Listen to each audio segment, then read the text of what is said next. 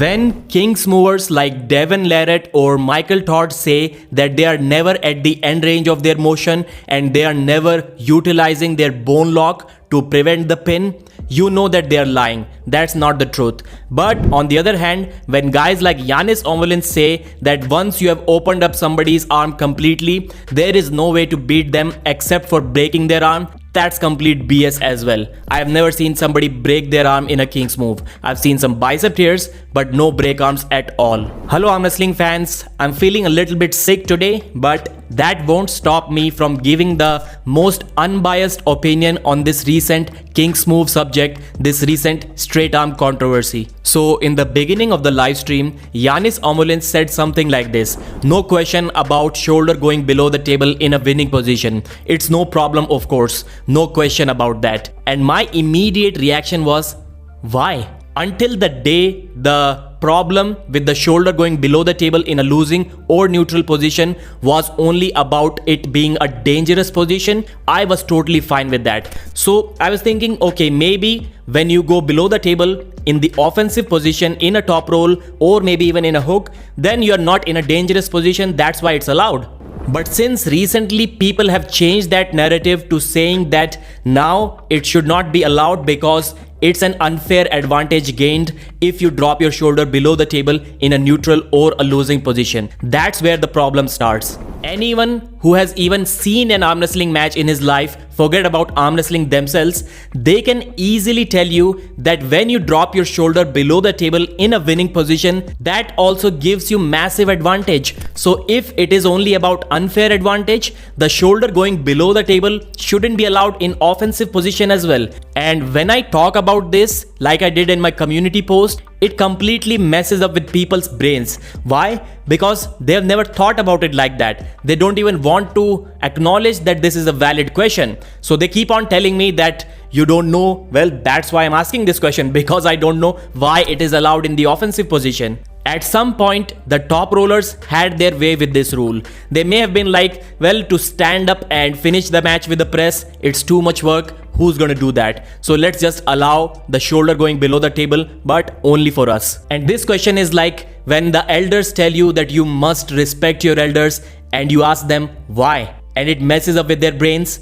That's exactly how this question works on the arm wrestling community. Then Giannis said that I have believed this for years, that this is the end of it. Talking about the end range of somebody's arm. There is nowhere else to go. How do people even lose after that? You have to literally break their arm. Once again, I have never seen somebody break their arm in a Kings move. So this point is kind of invalid. It could have been put in a better way, which unfortunately Giannis didn't do because he was too emotional about this subject. Because the position that you need to gain to beat a Kings mover is attained in the center of the table when their arm is not fully straightened out. You have to climb in the center and then go sideways. So if you cannot gain hand control in the center, if you cannot climb onto their fingers in the center, then it's not even about the straight arm, because there is no straight arm in the center, at least not for the taller guys. Somebody who is 5'5" can still hit a straight arm Kings move right in the center of the table. But that's not the problem for the majority of the arm wrestlers. Giannis also talked about some examples where the other sports organizations changed the rules because of something like that. He talked about narrowing the bench press grip so that people actually have to do some kind of range of motion to achieve the lift and not just get it out of the rack. He talked about a rule change in javelin, in pole vault. People were just climbing the pole vault and then jumping over that thing. He talked about why there is a maximum weight category in wrestling. But these were some valid points that he should have elaborated more on. He should have talked about these things the most, but he mentioned that for like less than 30 seconds. Why are these valid points? Because everyone knows that all of the other sports in the world have more defined and more logical rules than arm wrestling. At this point, arm wrestling can gain a lot from the rule set of any other sport in the world because they have more defined rules. So now let's talk about Devon's response to this subject. First of all, when Devon says that he has never been at the end range of his motion in his entire life, you know that that is not the truth. Like, what was that against Dave Chaffee 2019? What was that against Levan Saginashvili, the first round? If that isn't the end range of his arm, then I don't know what is. And when Devon says that if everyone can do it, then how can it be unfair? I think that's a valid point and still not a valid point at the same time. I'll explain why. But the way people try to counter this question is by saying stupid things like everyone can punch each other in the face as well, but that doesn't make it fair. Well, Devon is talking about something which is within the rules, and trying to counter that, you're giving an example which is illegal, like which is criminal. So that's one of the most stupid examples. The way you countered this point from Devon is, no, everyone cannot do that.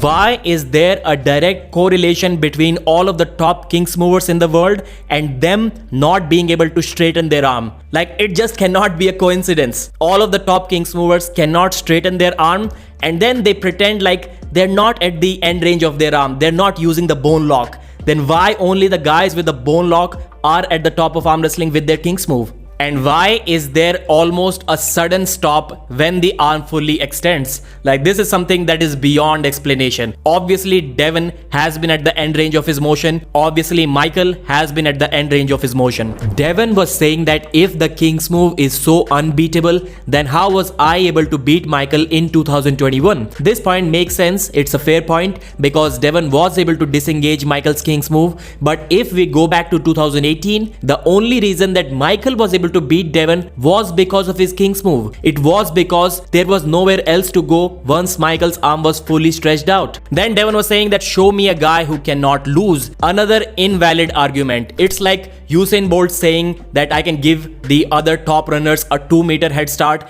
and still beat them. Then the other guy quotes this race.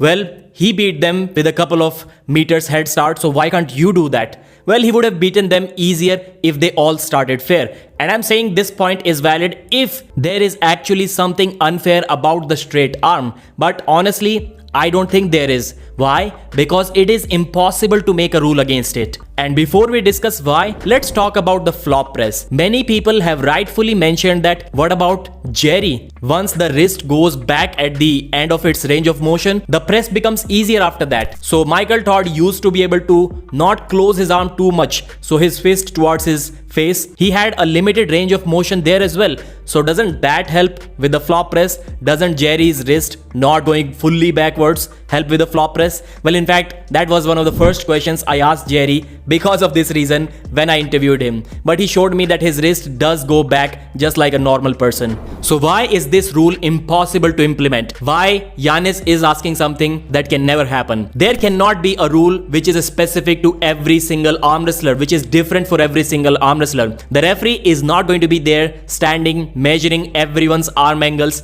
and then judging by that during a match when they can't even see elbow fouls most of the times. It is impossible. And if you try to create a rule like IFA, that a straight arm is a loss or a foul, then it makes the things even better for the kings movers, because a straight arm can only be defined as something which is opened fully 180 degrees, and Michael Todd and Devon Larratt, they will never get there. So how can you say that that is a straight arm? If you asked me 3-4 years ago that should we put some restrictions on somebody if they take their game too far away, then I would have said no. That's their right, they're getting strong, let them be. But if you ask me now, when the sport is as much about the fans as it is about the athletes, then let's say if every weight category starts being dominated by the top rollers, then would I try to implement some rule that makes the top rollers a little bit more nasty, a little bit weaker? Yeah, I would think about that. Just for the entertainment of the fans, just for the reason that we should get to see close matches. But that does not qualify under that category. Let the kings movers hit their kings move. They're not doing anything unfair and I totally support them. Thanks for watching. Like the video and subscribe.